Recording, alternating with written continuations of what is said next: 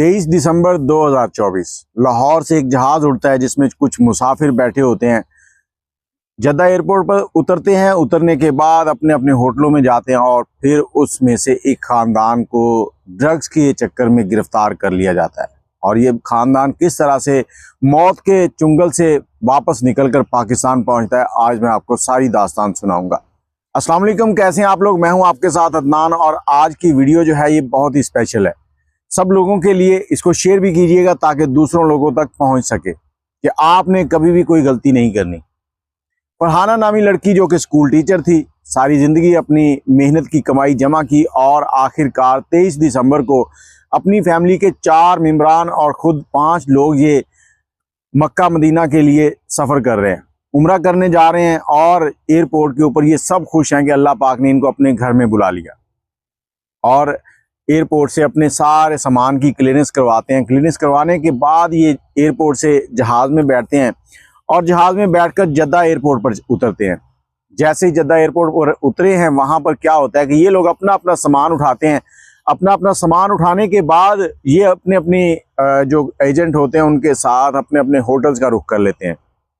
पहले सब लोग उम्रे की अदायगी करते हैं। चंद दिन उम्रे की अदायगी के बाद फरहाना जो है उसके साथ उसकी एक बहन थी, एक बेनोई था और 2 फैमिली मेम्बर और थे। फरहाना जो है वो बाहर उम्रा करने गई होती है क्योंकि बाकी लोगों की तबीयत थोड़ी सी ख़राब होती है तो वो होटल में ही होते हैं। ये वापस आती है तो तकरीबन ये 26-27 दिसंबर की बात है।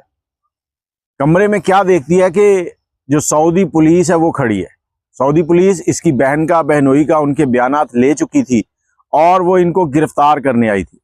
गिरफ्तार क्यों करने आई थी? क्योंकि इनके बैग से ड्रग निकली थी। अब अचानक से सब के सब हैरान थे कि एक ऐसे जुर्म में वो फंस चुके हैं जिसमें कम से कम उम्र कैद है। अगर रहम ना किया गया तो इनको सर कलम करने की सजा भी सुनाई जा सकती है। सऊदीया के कवानीन ड्रग के बारे में बहुत ही सख्त है। अब इन लोगों को गिरफ्तार किया गया और सऊदीया की जेल में ले गए। इनका कहना है कि 2 दिन तक इनको जेल में रखने के बाद अलग अलग जेलों में मुंतकिल कर दिया गया। लेडीज जो थी उनको लेडीज की जेल में, मर्द जो थे उनको मर्दों की जेल में। और वहीं पर पाकिस्तानी एम्बेसी और पाकिस्तानी हुकाम को इस वाक़े की इतला दी गई। अब ये वाक़या हुआ क्या था? जैसी पाकिस्तानी हुकाम को इतला दी गई तो पाकिस्तानी हुकाम में यहाँ पर एंटी नार्कोटिक्स जो अदारा है वो हरकत में आया। इदारे के हरकत में आते ही उन्होंने सारी तहकीकात शुरू कर दी। अब ये मामला हुआ कैसे था? लाहौर से जब ये लोग रवाना हुए तो इनके बैग के ऊपर से टैग उतारा गया। टैग उतार कर किसी और बैग के ऊपर लगा दिया गया। जद्दा एयरपोर्ट पर जब ये उतरे तो इस खानदान को अपने अपने बैग्स की पहचान थी। सब ने अपना अपना बैग उठाया और एक बैग जिसके ऊपर टैग नहीं लगा हुआ था इन्होंने वो भी उठा लिया। और जिस बैग के ऊपर टैग लगाया गया था इनके नाम का, वो बैग जो है वो इन्होंने नहीं उठाया क्योंकि इनको पता था ये कलर हमारा है ही नहीं। अब ये लोग अपने अपने बैग लेके होटल में चले गए। जो बैग जिस पे टैग लगा हुआ था वो बैग जो है वो वहीं का वहीं पड़ा था। 2 दिन तक जद्दा एयरपोर्ट पर पड़ा रहा। उसके बाद सऊदी जो एयरपोर्ट के मुलाजमीन है उन्होंने इसको देखा और जब जांच की तो उसमें से ड्रग्स निकली। जब ड्रग्स निकली तो फिर इनको तलाश करना शुरू किया गया। तलाश करने के बाद जब इनके होटल में पहुंचे तो इनको अरेस्ट किया गया। फिर सारा मामला चलता रहा और इधर पाकिस्तान के जो एंटी नार्कोटिक्स है वो अपनी तहकीक कर रहे थे। जब पाकिस्तानी हुकाम को बताया गया कि ये मामला हुआ है तो यहाँ पर बताया गया कि सिर्फ पाकिस्तान में 2 एयरपोर्ट ऐसे हैं जहाँ पर अगर टैग उतारा जाए तो कोई मसला नहीं होता, उसमें गवादर और इस्लामाबाद है। बाकी जितने भी एयरपोर्ट हैं वहाँ पर जैसे ही बैग के ऊपर से टैग उतारेंगे तो हॉर्न बजना शुरू हो जाएगा। अब अलार्म बजना, लाहौर एयरपोर्ट से जा रहे हैं ये लोग, तो ये किसने किया? अब ये मामला जो है ये बड़ा संगीन था। एक बदनामी हो रही थी पूरे मुल्क की कि एक फैमिली जिसको जो उम्रा करने के लिए गई है और उसको इस तरह से ड्रग्स के चक्कर में फंसाया जा रहा है और उनका बैग चेंज हुआ है। तो पाकिस्तान के अंदर जो एयरपोर्ट है उसके दाखिली और खारजी जो रास्ते हैं उनकी सीसीटीवी फुटेज जो है उसको देखा गया। जब सीसीटीवी फुटेज देखी गई तो उसमें ये लोग सिर्फ और सिर्फ अपने बैग्स के साथ अंदर आ रहे हैं और इन्होंने अपने ही बैग्स की क्लियरेंस करवाई है। उस फुटेज को लिया गया, फिर उस अमले को देखा गया जो उस ड्यूटी पे था। तो उनमें से एक बंदा जिस पे शक था उसको गिरफ्तार किया गया। उसकी वजह से 9 लोगों को गिरफ्तार किया गया और उन 9 लोगों का कोई भी नाम सामने नहीं आया। वो सऊदी हुकाम को दिए गए हैं या पाकिस्तान के ही पास हैं, इस बारे में भी कुछ नहीं कहा गया। लेकिन इस फैमिली के लिए वो बहुत ही अच्छा साबित हुआ। ये सारी डिटेल सऊदीया की हुकूमत को दी गई और सऊदीया की हुकूमत ने इन पर रहम किया, इनको समझा कि ये बेकसूर हैं तो इनको माफ़ कर दिया गया और इनको वापस भेज दिया गया। और ये वो केस था जो 2 फरवरी को क्लोज हो गया और ये लोग बाइज्जत बरी होकर पाकिस्तान पहुंच गए। उम्रा करने गए थे, इनको इस काम में क्यों शामिल किया गया? क्योंकि जो मुजरिम था वो सोच रहा था कि ये एक शरीफ खानदान है, बड़ी प्लानिंग के साथ सारा काम किया गया था और इसकी ज़्यादा चेकिंग भी नहीं होगी।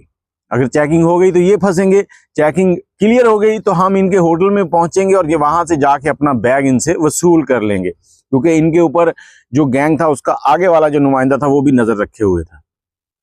अब सबसे इंपॉर्टेंट बात है कि ये सिर्फ और सिर्फ एक फैमिली नहीं है।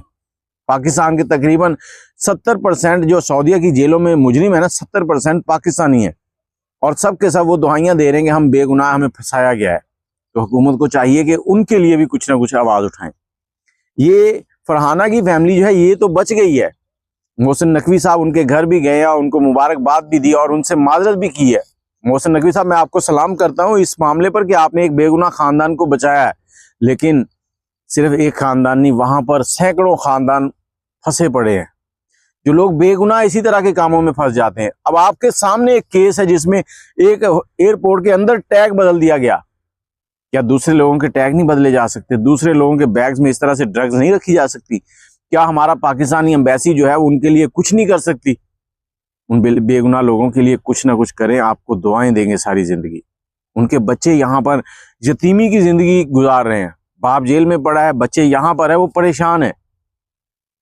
बाकी ये जो केस था ये अपनी नोयत का बड़ा मुनफरिद केस था कि जिसमें सिर्फ और सिर्फ खानदान की इतनी समझदारी कि उन्होंने सिर्फ अपने बैग को उठाया। अगर कहीं गलती से जिस पे टैग लगा हुआ था वो बैग उठा लेते तो शायद इनकी जिंदगी कभी ना बचती। और इन 5 अफराद को क्यों गिरफ्तार किया गया? क्योंकि जितने बैग थे उनके ऊपर सबका एक ही नाम का टैग लगा था। ये 5 एक ही फैमिली थी तो एक ही नाम का सबके ऊपर टैग लग गया था। बाकी आप अपनी राय कमेंट में जरूर दीजिएगा, वीडियो को शेयर कीजिएगा ताकि बाकी लोग मोहतात रह सकें। दुआ में याद रखिएगा। अल्लाह हाफिज।